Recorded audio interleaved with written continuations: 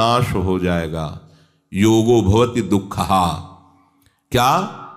जो अधिक आहार नहीं करता, कम आहार नहीं करता, बिल्कुल नहीं, ऐसा भी नहीं। जो अधिक नहीं सोता, एकदम कम भी नहीं सोता, युक्त सोता है। जो यथा योग्य आहार करता है, यथा योग्य विहार करता है, यथा योग्य चेष्टा करता है, यथा योग्य सोता है और जागता है, ऐसे को भजन सिद्ध हो जाता है, योग सिद्ध हो जाता है। युक्ताहार विहारस्य, भोजन सत्य कमाई के द्वारा या भगवद आश्रय के द्वारा, विरक्त भगवदाश्रित भिक्षादि वृत्ति, आकाश वृत्ति, गृहस्थ धर्म की कमाई के द्वारा। सात्विकन अपवित्र न हो। जैसे एक प्रश्न कर रहे थे कि हम तो बाहर ज्यादातर व्यापार आदि में जाते रहते हैं, हमें होटलों में खाना पड़ता है, आप कहते हैं कि बाजार का ना खाएं। तो देखो, भगवत प्राप्ति करनी है तो संयम में आना पड़ेगा। होटल में माना कि सामने आपको जो आपके मेज पर रखा गया भोजन स्वादिष्ट दिखाई दे रहा है, गर्म दिखाई दे रहा है, लेकिन उसका निर्माण किन वृत्तियों वाले व्यक्तियों ने किया है? वो जो नौकर हैं, उनको पता नहीं कि स्नान करके पवित्र होके किस तरह से कैसे हमें भोजन बनाया, तो वो सात्विक है या राजसिक है या तामसिक है। उनको इसका ज्ञान नहीं। वो कहीं भी किसी भी अंग को छूते हुए अपने कार्य करते रहते हैं, क्योंकि उनका ज्ञान ही नहीं, उनका केवल ड्यूटी बाय ड्यूटी है। दूसरी बात है कि जिस रसोई में अभक्ष पदार्थ रांधे गए, होटल है, उसमें अंडे हैं, मांस हैं, ऐसे, और आपसे कहा जाता है कि हमारे यहाँ वेज और नॉन वेज दोनों हैं, तो अब उस रसोई में आप सोचो कि हम मांस आदि तो पाते नहीं हैं, लेकिन वो कम भी नहीं है मांस से जहां रसोई बनी है। वो आपकी बुद्धि वैसे ही भ्रष्ट करेगी। अब जब जो बहुत ही जैसे राज सैनिक हैं, आर्मी आदि की व्यवस्थाएं हैं, अब उनके लिए हम शासन नहीं दे सकते शास्त्र का इस रूप में, क्योंकि राजकीय विभाग के ऐसे घोर कर्म में उनकी सेवा लगी हुई है कि उनको ऐसा नहीं कि वो फल फूल खा के 2-4 दिन रहे, नहीं, उनको चाहिए अन्न, चाहे अब बॉर्डर में लगे हुए हैं रात दिन उनको। तो जैसी भी परिस्थिति हो, नाम जप करो, नाम तुम्हारा मंगल कर देगा। वहां भगवान जान रहे कि उसकी परिस्थिति ऐसी है, पर यदि आप रह सकते हैं तो पवित्र आहार पर दृष्टि डालिए। पवित्र आहार यदि आपका नहीं है तो आपकी बुद्धि भजन में नहीं लगेगी। आप सोचते हैं कि इधर उधर गंदी वृत्ति से बनाए हुए भोजन को पा करके आप भजन कर लेंगे, नहीं। हम आंखों देखी बात कह रहे हैं। 1500 लोगों का भोजन बनना था, वो काफी विस्तृत भंडारा कुछ आके किए थे। तो शाम के जब टहल रहे थे तो वो लोग अशोक के नीचे बैठे मदिरा पान कर रहे थे। जितने रसोई बनाने वाले थे, पान करके मसाला की पुड़िया मुख में डाल के और फिर रसोई बना रहे थे, और उसी रसोई का संतों को भोग लगना था, श्री जी को भोग लगना। क्या भोग लगेगा? क्या बुद्धि भजन में लगेगी? मदिरा पान करके वो बना रहा है, ऐसा राक्षसी भोजन भला श्री जी भोग पाएंगी? अच्छा, बनाने वाले ने पैसे दे दिए, पाने वाला उस समय पाएगा जब खुशबू से गरम गरम सामने आएगा। लेकिन ये दृश्य तो वही देखा ना जो वहां है 24 घंटे। अब इस दृश्य को हम बोले तो एक परिकर आया था दाल बाटी चूरमा संतों को पवाने के लिए। सुबह की बात है, भारी परात में पैरों से आटा लगाया जा रहा था। 3 बजे तड़के, कोई था नहीं। तो उनसे हमने कहा कि अरे भाई, ये आप क्या कर रहे हैं? उनका आटा लगा रहे हैं। हम कहा इससे आटा लगाया जाता है, क्यों आप ऐसा कर रहे हैं? अरे बोले जब हजारों संतों को बाटी चूरमा पवा, तो हम कहा आप समझ रहे हो कहाँ हो? वृंदावन धाम में हो, ये कोई होटल नहीं। आप जिनको पवाना चाहते हो ये वृंदावन वासी वीतराग भगवत अनुरागी, हमारा सारा सुकृत नष्ट हो जाए। वो बोले थोड़े वाला आटा थोड़ी बाबा, अभी हाथ से थोड़ी लगेगा। अरे बाबा ये सब चलता है, तुम जाओ। जिसने जो बनवा रहे थे पवाने के लिए, उनसे जब बोले काहे को बाबा तुम बेकार की बातें करते हो? अरे मतलब आप बोल भी नहीं सकते, आप उस पर निरीक्षण परीक्षण नहीं, क्या होगा? इसीलिए कहा जाता है कि बहुत सावधान। अन्न जैसा जाएगा हमारा विचार वैसा ही बनेगा, वैसा ही हमारा चिंतन होगा। इसलिए सात्विक हो और अपवित्र पद्धति से न बनाया गया हो भजन के लिए। तभी तो भजन में रुचि नहीं होनी, भजन का नशा चढ़ता है। ये धाम है, हिया फिरे स्वार्थ आपने, भजन गए फिरे बाह। भोजन को जब स्वाद बुद्धि से पकाया जाता है, अपने शरीर के लिए पकाया जाता है, तो वो साधन में बाधा पहुंचाने वाला भोजन बन जाता है। और जब स्वाद बुद्धि अपनी न रख के श्री जी के भोग के लिए पकाया जाता है और अपने प्रसाद पाते हैं, तो वो भजन बढ़ाने वाला बन जाता है। अब देखो, आप श्री जी को भोग लगाने के लिए बात सोचते ही पवित्रता का विधान आ जाएगा। ये हमारी श्री जी के रसोई, अपन इसमें प्रवेश मत कीजिए, और बड़ी सावधानी से और श्री जी का चिंतन करते हुए वो आपके भजन में सहयोग देगा। भोजन धर्म के अनुसार कमाए हुए अन्न से और आयुर्वेद की दृष्टि से उतना ही जितना आपको आवश्यक है, 39 तोला 24 घंटे में। आयुर्वेद की दृष्टि थी, पर उसको डबल कर दिया, फिर भी अभी नहीं समझ में आया तो छूट देने की बात की। अब अगर बहुत बड़ा शरीर है, उसका आहार है, तो उसको भाई देख लो, ऐसा ना हो कि फिर साधन भजन में प्रमाद आने लगे, अन्न का चिंतन बनने लगे। जिस भोजन को किसी औषधि के द्वारा न पचाया जा सके, सुपाच्य स्वयं पच जाए, उतना भोजन। अब दबा के पुआ कचौड़ी और समोसा और सब पा लिए, तो अब फिर पचाने के लिए चाहिए, नहीं तो एसिड बन रही है, दवाइयाँ। ऐसे भोजन की आवश्यकता साधक को नहीं होती।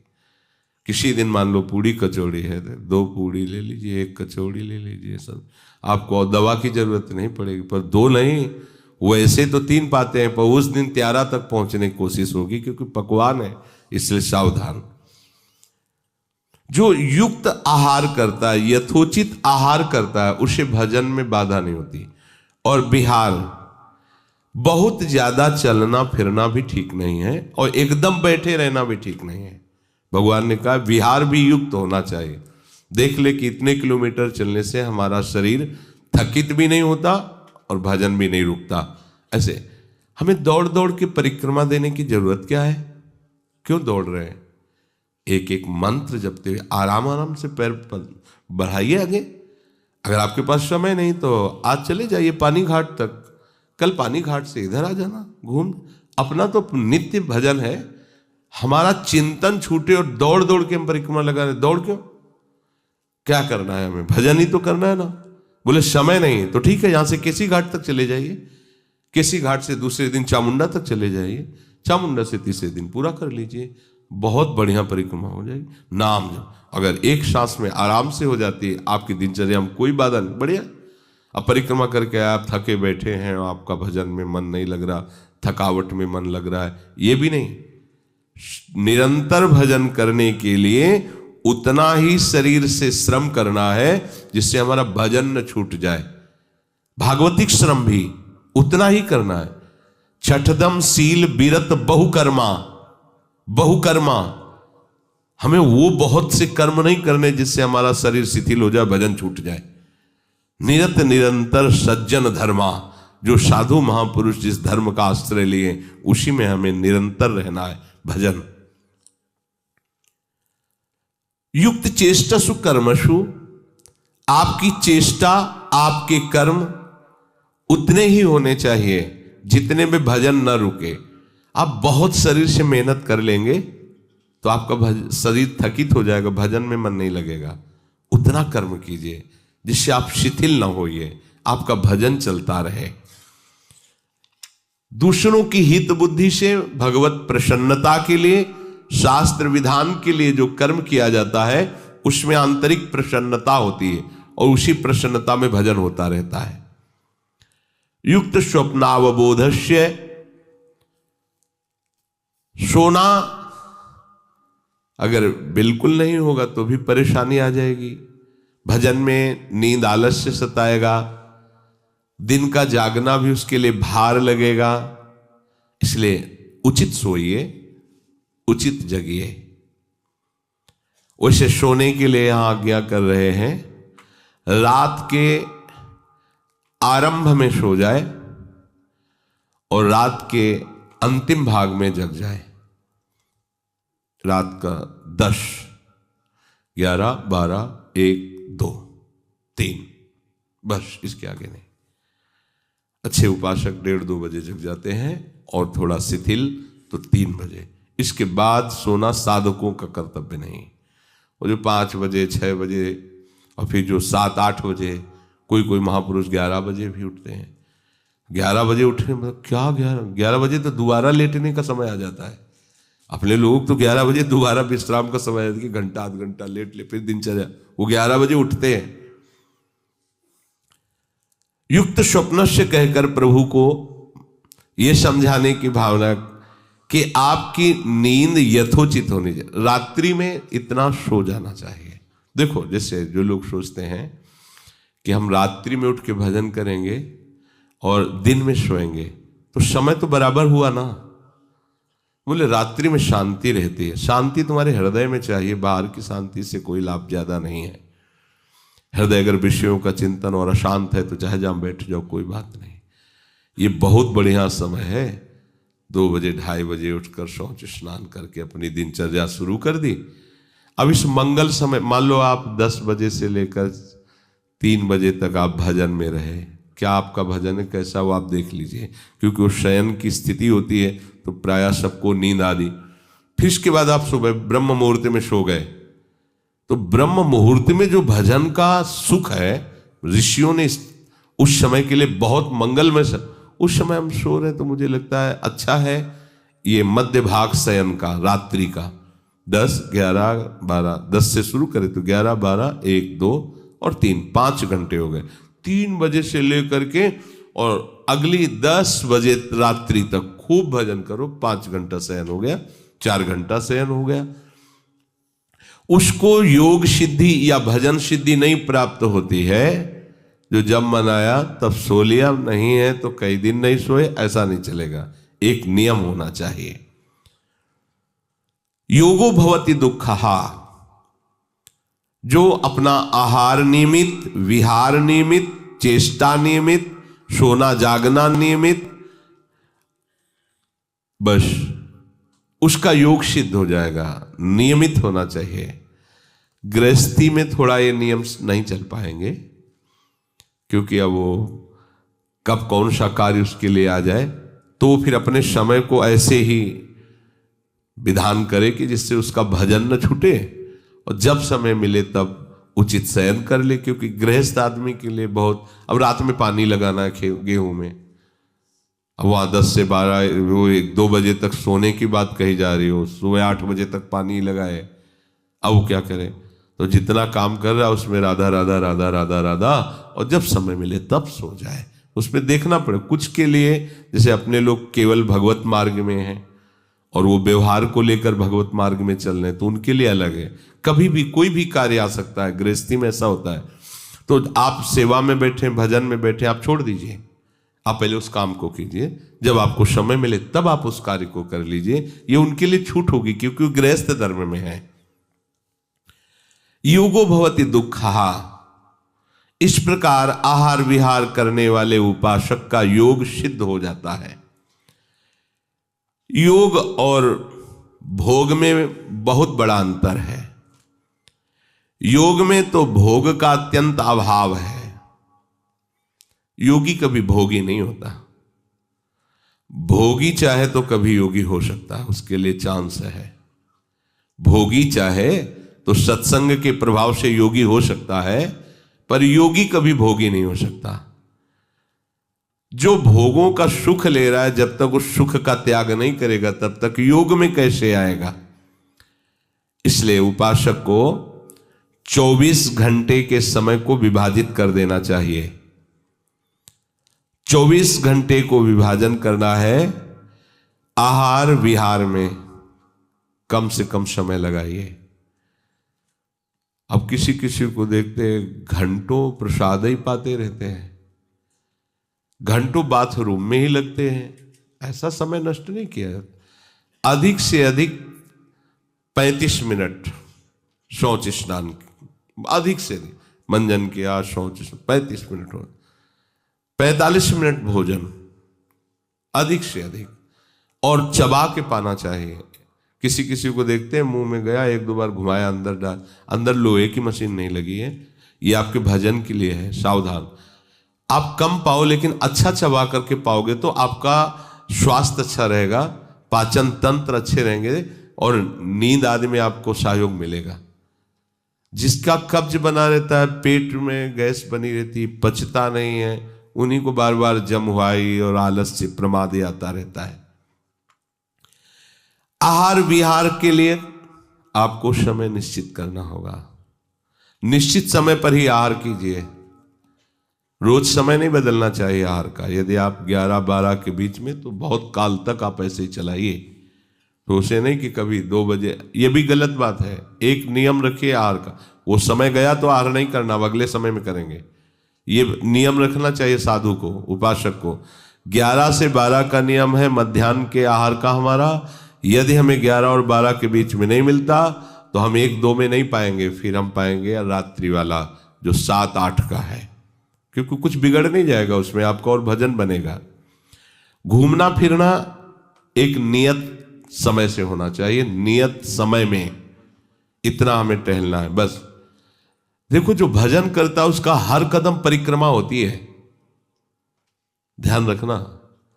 जिसने अपने जीवन को प्रभु के चरणों में अर्पित कर दिया, जहां भी चलता है प्रदक्षिणा होती है, उसका शयन भी समाधि होता है, उसका हर शब्द स्तुति मानी जाती है, क्योंकि उसने अपने जीवन को प्रभु के चरणों में समर्पित कर दिया है। शारीरिक आवश्यकताओं के लिए 6 घंटे सब निपटा लो इसी में। खाना पीना घूमना सोना अच्छे साधक के लिए है ये। 24 घंटे में 6 घंटे भगवत स्मरण करते हुए इसमें निपटा लो। स्मरण करते हुए सो गए, स्मरण करते हुए जग रहे, स्मरण करते हुए कुल्ला स्नान आदि और भोजन 6 घंटे में। आओ आओ अपने लाइन पे आओ, पद्धति पे आओ। इसके बाद कितने बचे? 18 घंटे। 18 घंटे में अगर आप गृहस्थ हो तो आप, हम कह रहे हैं 9 घंटे आप सेवा में ले लीजिए, गृहस्थी व्यापार नौकरी। 8 घंटे होते, आधा घंटे आने के आधा घंटा जाने के, 9 घंटे 10 घंटे, अब बचे 8 घंटे। 8 घंटे भजन कर लोगे तो भगवान की प्राप्ति सहज हो जाएगी। 8 घंटे पाठ सेवा भजन, उसे विभाजित करो अलग अलग समय में। अगर 10 घंटे सांसारिक सेवा करो, 6 घंटे में खाने पीने सोने का कर लो, तो आपके पास इतना समय बचता है भजन का कि उतना भजन कर लोगे तो भगवत प्राप्ति सहज हो जाएगी। यदा विनियतम चित्त मात्मन्येवावतिष्ठते निष्पृहा सर्व कामेभ्यो युक्त इत्युच्यते तदा। यदा विनियतम, जिस समय ये चित्त तुम्हारे वश में हो जाएगा।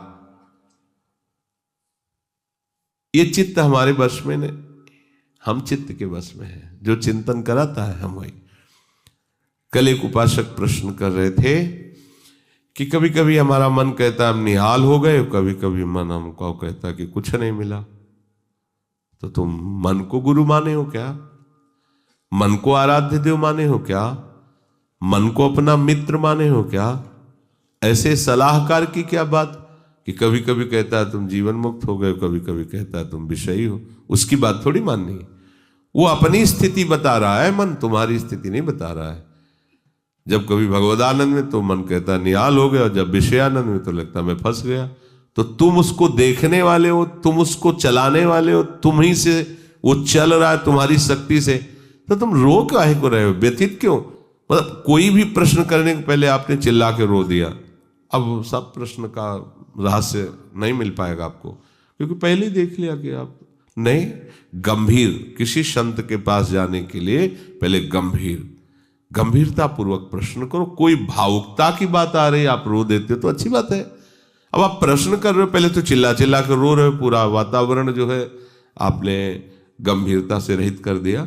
और दूसरी बात, आप समझोगे कि क्यों रो रहे हो। अगर प्रियाजू की प्राप्ति के लिए तो सभा में चिल्ला के रोने की जरूरत क्या है। प्रियाजू की प्राप्ति के लिए तो एकांत में रोइए, खूब नाम जप कीजिए। अगर सभा में आए हैं प्रश्न करने के लिए तो गंभीर रहिए और मुस्कुराते हुए प्रश्न कीजिए। ये रोना धोना नहीं, ये एकांत का विषय, अपने आराध्य देव के विषय में। कभी भाव आ रहा है तो बात